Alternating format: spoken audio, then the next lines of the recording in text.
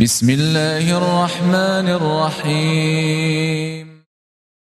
Siapa kamu? Saya Jibril. Siapa yang bersamamu? Muhammad. Sudah diizinkan orang yang kau bawa naik?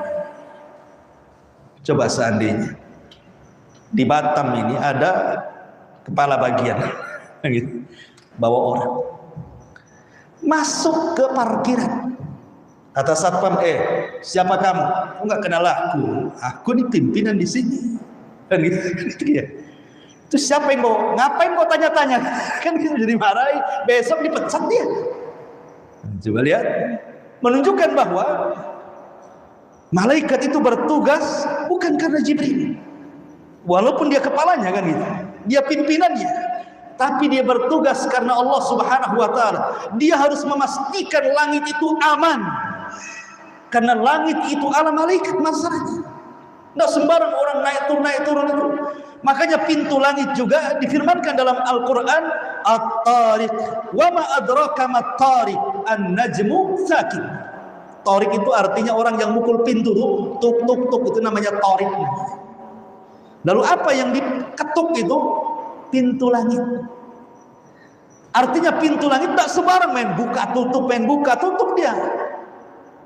Kapan dibuka, kapan ditutup, ada waktunya.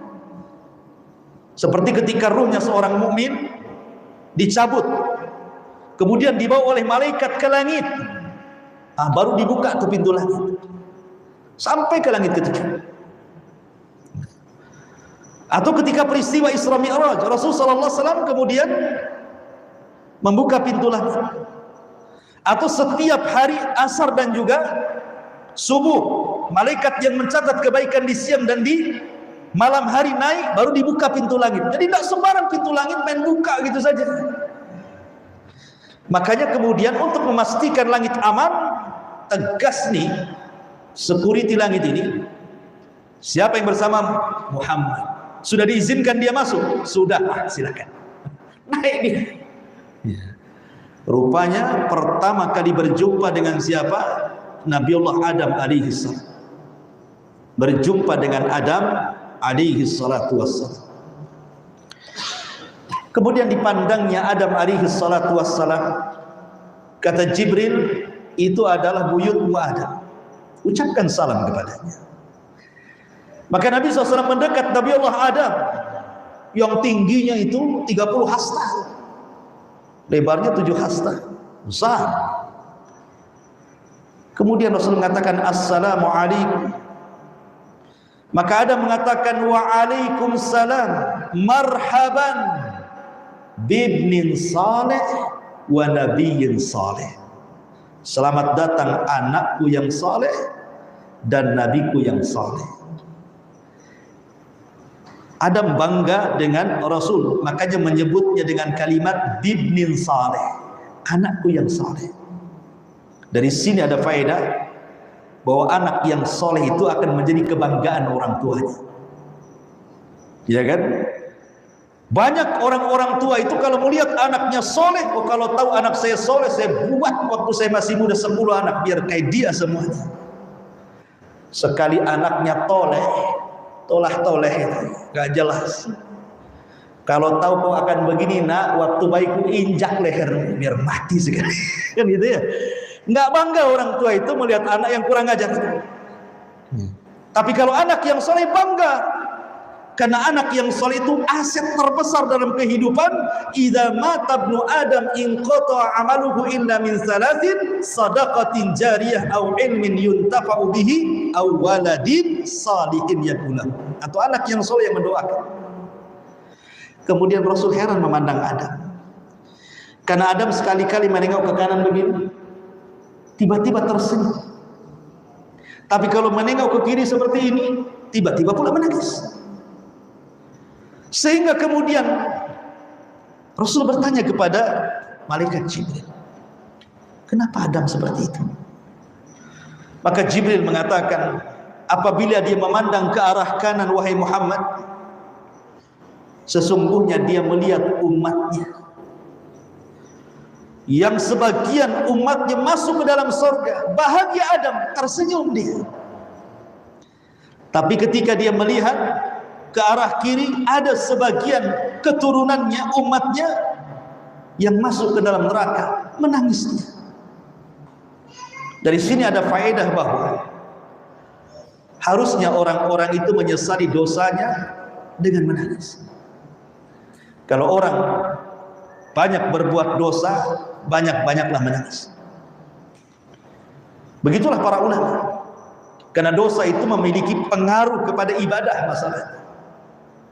Ibrahim ibn Adham, seorang ulama zuhud yang luar biasa, dia beli satu gantang kurma di Mekah. Ada orang jual kurma, beli dia kurma satu gantang. Rupanya di bawah gantang ada satu biji kurma jatuh. Kurma itu tidak tahu apakah kurma yang jatuh dari gantang yang sudah dikilonya, ataukah satu butir kurma itu adalah kurma milik penjualnya. Syubhat kan? Husnudon saja Ibrahim bin Adam main ambil saja karena sudah dibeli, ambil makan. Dia pikir itu kurma yang jatuh dari gantangnya. Rupanya kurma itu bukan jatuh dari gantang yang sudah dibelinya, tapi kurma itu adalah kurma milik penjualnya yang belum masuk ke gantang itu. Safarlah dia ke Palestina, hendak i'tikaf di Masjidil Aqsa dan beribadah. Berbulan-bulan dia di situ, atau berhari-hari selama dia di Masjidil Aqsa i'tikaf, qiyamul lail, baca doa, ibadah, tidak khusyuk. Enggak khusyuk, susah untuk khusyuk. Sehingga dia berpikir, kenapa, ada apa dengan ibadahku ini? Mulai dia merenung, sedih, kenapa dia tidak bisa khusyuk dalam sholat. Ini ulama salaf. Rupanya teringat dengan satu butir itu. Jangan-jangan gara-gara satu butir itu, satu butir kurma yang kumakan ini pula yang menyebabkan ibadahku terganggu. Coba ingat. Akhirnya dia safar balik lagi ke Mekah gara-gara satu butir kurma. Balik dia ke Mekah, cari tukang jual itu. Rupanya yang jual berbeda pula.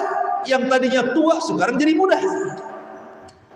Kemudian ditanya, mana Pak tua yang jual kurma itu? Kata penjual ini, maaf dia sudah meninggal. Wah, langsung sak dada.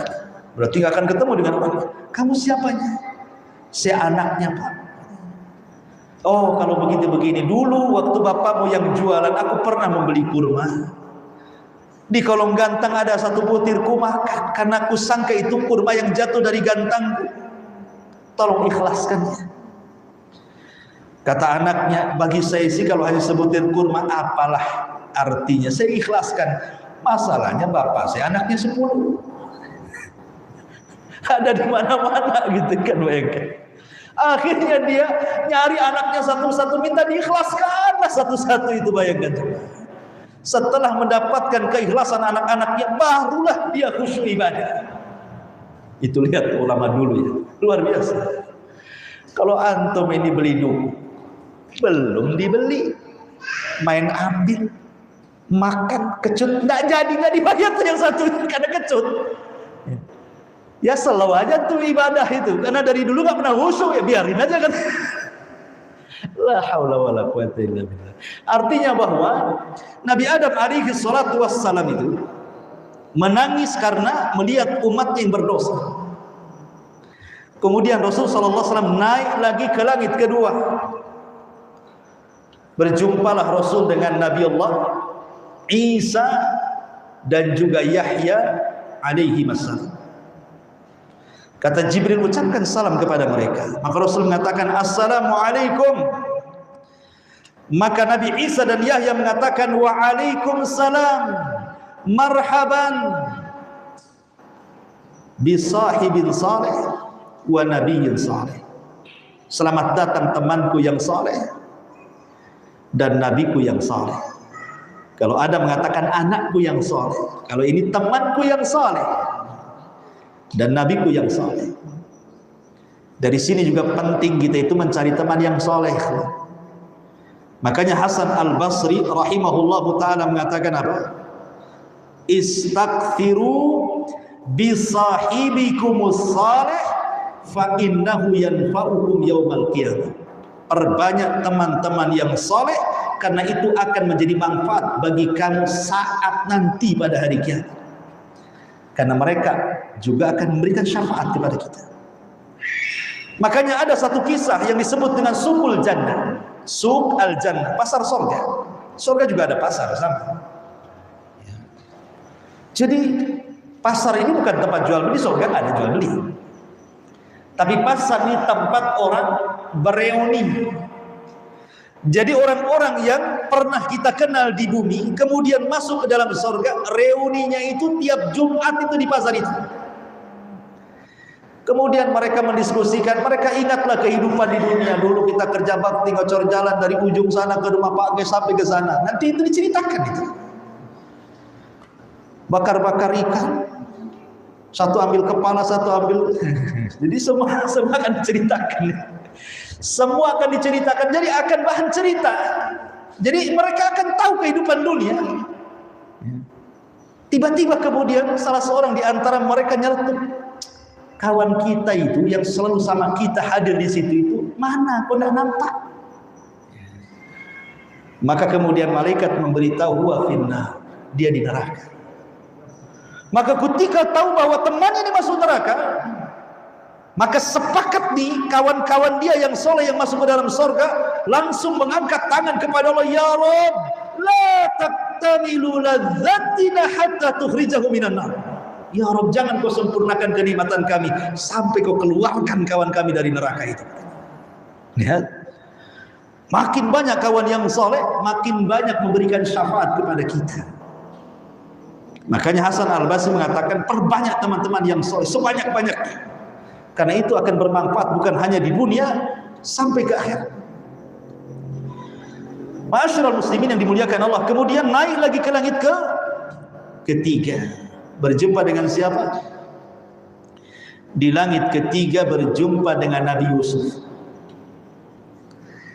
Dan Nabi SAW diberitahu oleh Allah bahwa Yusuf itu memiliki ketampanan separuh ketampanan Adam. Jadi separuh ketampanan Adam, Adam ini tampannya dibagi dua. Yang separuhnya untuk umatnya, keturunannya sampai kiamat, separuhnya lagi khusus untuk Nabi Yusuf. Makanya wajar kalau Yusuf ketampanannya mengalahkan seluruh turunan Adam, karena yang separuh itu rame-rame gitu ya dari turunan Adam, yang separuhnya khusus bagi Nabi Yusuf. Makanya ketampanan Yusuf itu jadi fitnah jadinya, sampai-sampai ketika wanita-wanita istri-istri pejabat itu yang awalnya melecehkan Zulaiha, kemudian membuat super hoax dan mengatakan, ngapain si Zulaiha itu, masa budaknya digoda, dia kan pejabat, gak malukah dia? Kata Zulaiha, awas saja, belum tahu dia siapa budak.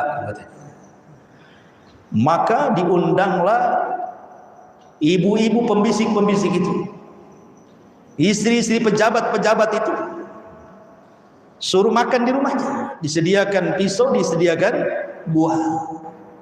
Pegang pisaunya, pegang buahnya. Kemudian Zulaiha mengatakan, buka pintu, suruh Yusuf masuk. Mereka tidak pernah melihat Yusuf. Ketika melihat Nabi Yusuf alaihi salatu wassalam, tiba-tiba mereka tidak sadar, faqatta'na aydiyahun. Dia bahasa Quran bukan faqatta'na, pakai tasdid, qatta'a. Yuqatti'u taqti'an, itu artinya bukan satu gores, bergores-gores. Itu maksudnya. Kalau qata'a sekali aja. Tapi kalau pakai tasdid qatta'a begini-begini. Gitu. Kemudian mengatakan, hasya lillah, ini bukan manusia ini. In hadza illa malakun karim, jangan-jangan ini malaikat katanya. Ini bukan orang ini katanya. Sampai ngomong gitu mak-mak. Terfitnah dengan ketampanan Nabi Yusuf. Ada juga yang berpendapat, wallahu a'lam, bahwa ketampanan Adam itu dibagi dua. Satu, separuhnya dibagi Yusuf, separuhnya dibagi kepada Rasul kita Muhammad SAW. Tapi ketampanan Nabi tidak membuat fitnah, hanya menampakkan haibah karismatik yang luar biasa. Tapi ketampanan Yusuf ini membuat fitnah kaum Hawa. Ada yang mengatakan seperti itu. Naik lagi Rasul ke langit keempat, berjumpa dengan Idris. Kemudian dan Idris itu difirmankan wa rafa'nahu makanan 'aliyya. Allah angkat ke tempat yang paling tinggi, ke langit keempat. Kemudian Allah naikkan lagi Rasul ke langit kelima, berjumpa dengan Nabiullah Harun. Kemudian naik lagi ke langit keenam, berjumpa dengan Musa alaihi salam. Ketika itu Musa melihat Rasul tiba-tiba menangis. Kemudian Rasul bertanya, kenapa Musa memandang saya, kenapa kok dia bisa menangis? Kemudian Jibril memberitahu bahwa Musa menangis karena ada orang yang masih muda tapi memiliki umat terbanyak melebihi umatnya. Sementara Musa sudah bersusah payah berdakwah kepada Bani Israel, umatnya tidak sebanyak anak muda ini. Maksudnya Nabi SAW menangis dia. Di sini ada faedah, ikhwan. Harusnya orang itu punya kecemburuan ketika melihat temannya jauh lebih soleh dibandingkan kita, gitu maksudnya. Masa dia hafal 2 juz, 1 juz amajanda, saya harus juga, gitu maksudnya. Jadi ada fastabiqul khairat. Tapi ada 2 kaidah yang antum pahami. Kalau urusan dunia, jangan pernah memandang ke langit, pandanglah ke bawah. Karena kalau urusan dunia memandang ke langit, capek leher kita dan tidak akan menjadi hamba yang bersyukur. Tapi kalau urusan dunia, jangan pernah pandang ke bawah, pandang ke langit. Sebab kalau terus mandang ke bawah, tidak bertambah pahala kita. Saya ulas. Kalau seandainya ada orang kaya, tetangga kita kaya-kaya semuanya, kita pula miskin sendiri. Kemudian kita pandang teruslah si kaya itu, kapan saya punya mobil, kapan saya punya rumah, kapan saya asik dia terus. Baru berapa hari sudah naikkan rumahnya, baru berapa hari ganti lagi kendaraannya. Saya dengar dia beli pula perumahan di sana. Kalau terus itu yang dipandang, maka selamanya tidak akan bersyukur dia. Coba kalau dia memandang, dia sudah punya rumah, mandang kepada orang yang nggak punya rumah. Lewatlah umpamanya ke jembatan mana, ada orang yang tidur pakai tenda di bawah jembatan. Alhamdulillah, saya walaupun punya rumah ngekos, tapi masih enak lah di rumah dibandingkan orang itu. Nyamuknya segede-gede gajah di situ. Ya kan? Bersyukur dia. Kalau mandang ke bawah dia kan. Tapi ini soal dunia, ikhwan. Soal agama jangan. Berapa hafalan? 1 juz. Alhamdulillah. Saya lebih bagus daripada dia, 1 juz 1 surat. Umpamanya kan itu. Ya. Jangan seperti itu. Ya. Jadi kalau soal dunia harus lebih lagi, tingkatkan tingkatan. Enak kali kawan ini sudah 5 juz, kapan saya jadi 5 juz? Seperti itu, mandangnya ke atas terus. Sehingga akhirnya rajin ibadah, mengejar saudaranya, makin banyak pahala yang diraih. Lah Nabi Musa mengajarkan kaidah seperti itu kepada kita. Dia sedih kok umatnya lebih sedikit, umat Muhammad kok banyak. Kemudian naik ke langit terakhir, berjumpa dengan orang yang mirip dengan dia, persis mirip dengan Nabi, wajahnya, postur tubuhnya, semua mirip. Rupanya dia adalah Ibrahim alaihi salam, Nabi yang paling mirip dengan Nabi SAW. Dan dia sedang bersandar seperti ini di tiang Baitul Ma'mur. Baitul Ma'mur itu adalah Ka'bahnya para malaikat. Sejarahnya begini Baitul Ma'mur. Ketika Allah Subhanahu wa taala menciptakan Adam alaihi salam, malaikat kan mengatakan di hadapan Allah, ataj'alu fiha man yufsidu fiha wa yasfiku dima wa nahnu nusabbihu bihamdika wa nuqaddisu lak. Ya Rabb, apakah Engkau akan menjadikan makhluk yang akan menumpahkan darah, merusak bumi, sementara kami makhluk yang senantiasa bertasbih memuji dirimu? Sudah tidak usahlah ya, gak usah ciptakan.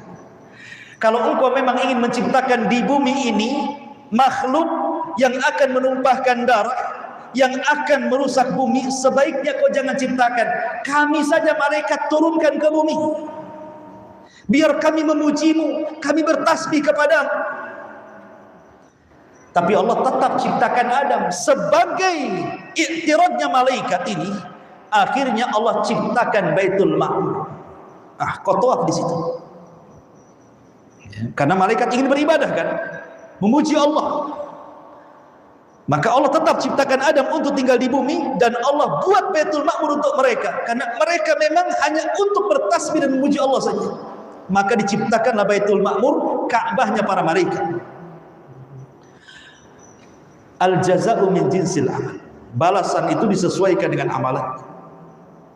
Ketika Ibrahim meninggikan Ka'bah, maka sebagai balasannya dia disandarkan di tiang Ka'bah para malaikat.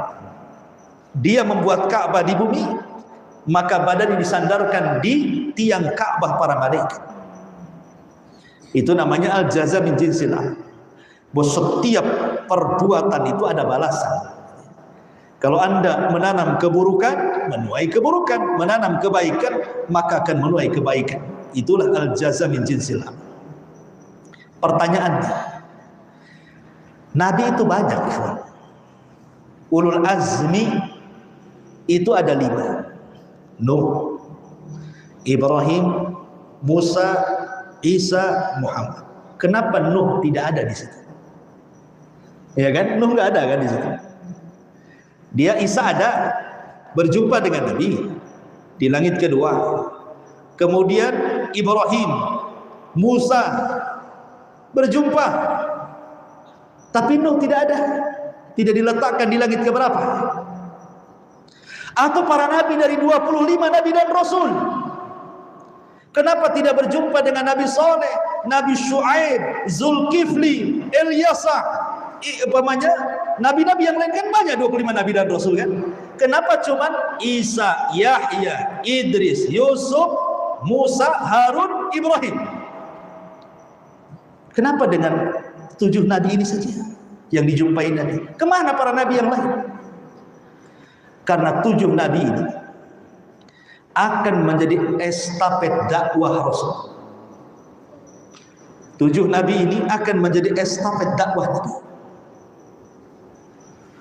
Pertama berjumpa dengan Nabi Adam. Nabi Adam itu hijrah dari sorga ke bumi. Maka Rasul akan mengalami hal yang sama. Hijrah dari Mekah ke Madinah. Kemudian yang kedua berjumpa dengan, setelahnya langit kedua, Yahya dan Isa bin Maryam. Yahya dipenggal kepalanya oleh siapa? Yahudi. Dan kepalanya menjadi mahar bagi seorang wanita pelacur. Kemudian Isa juga menjadi target pembunuhan orang-orang Yahudi. Kalau bukan karena Allah mengangkat Isa, dia jadi sasaran pembunuhan juga. Sebagaimana keduanya dimusuhi Yahudi sampai dibunuh, dan Isa diselamatkan Allah, maka Rasul pun sama. Setelah hijrah ke Madinah, kau akan berhadapan dengan musuh selain kafir Quraisy. Siapa? Yahudi, Bani Quraidah, Bani Qunaiqah, Bani Nadir. Semua akan memusuhi kamu. Bani Quraidah pernah bersiasat untuk membunuh Rasul saat rapat.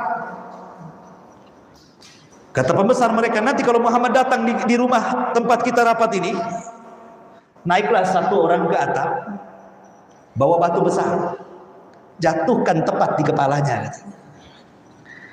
Tapi Rasul sebelum datang ke rapat, Jibril datang, ngasih tahu, jangan kau datang ke rapat itu.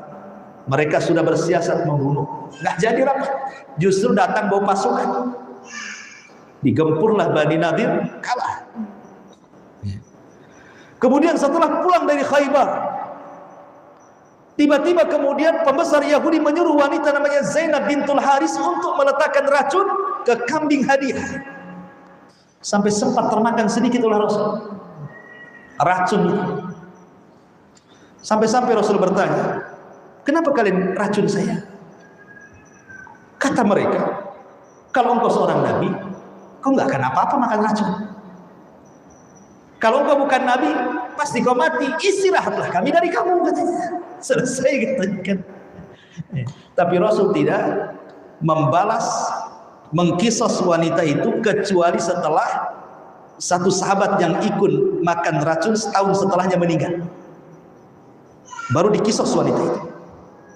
Artinya kalau salah satu sahabat tidak ikut meninggal, maka wanita itu tidak akan dikisos. Jadi dibunuhnya wanita itu bukan karena meracun Nabi, tapi karena ada seorang sahabat yang sama-sama makan racun setahun setelahnya meninggal. Maka dia meninggal disebabkan racun oleh wanita itu, dikisoslah wanita itu.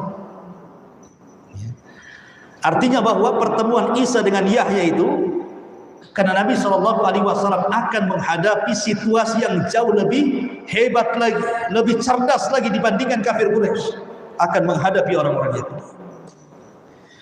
Kemudian yang ketiga berjumpa dengan siapa? Nabi Yusuf. Nabi Yusuf ini didolimi oleh siapa? Saudaranya. Ya. 10 sahabat Nabi Yusuf, saudara Nabi Yusuf itu, kecuali Binyamin. Kan 11, 12 dengan Yusuf.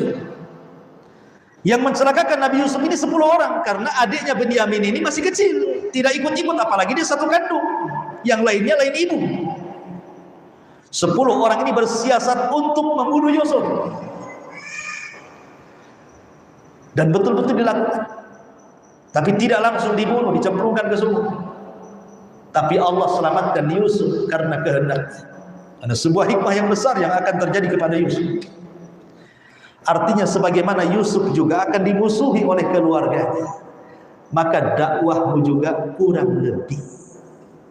Siapa yang pertama musuh dakwah Nabi? Abu Lahab. Dia yang pertama musuhi dakwah Nabi, sehingga turun ayat tabat yada abi lahabin wa tab. Kemudian naik lagi ke langit berapa? Keempat, berjumpa dengan Idris alaihi salam.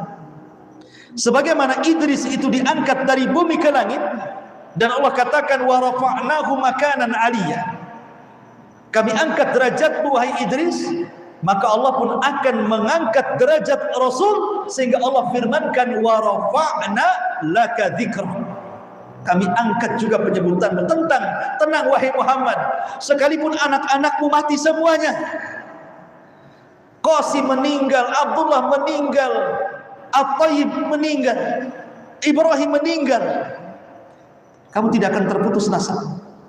Kau akan diangkat oleh Allah Azza wa Jalla, sebagaimana Idris juga diangkat ke langit keempat. Kemudian naik lagi ke langit kelima, berjumpa dengan Harun. Harun ini orangnya lembut, dibandingkan Musa orangnya keras. Itu kakak beradik. Harun itu jadi nabi karena Musa yang minta, ya Allah jadikan saudaraku nabi, maka Allah angkat Harun jadi nabi. Hanya gara-gara Musa ini pelat ngomongnya, karena ketika bayi makan bara api itu. Ada yang mengatakan seperti itu kisahnya. Jadi suatu ketika Musa bayi digendong Fir'aun, dijambak janggutnya. Kok bayi punya tenaga kuat sampai tersungkurlah si Fir'aun, gak dijambak bayi. Kok kuat gini bayi ini? Kata Fir'aun, jangan-jangan ini bayi yang saya mimpikan, katanya. Hampir dibunuh. Datang Asya bintu Muzahim, diambillah bayi itu, jangan dibunuh, itu bayi dah berakal. Ah bukan, kata Fir'aun, ini bayi yang kumimpikan.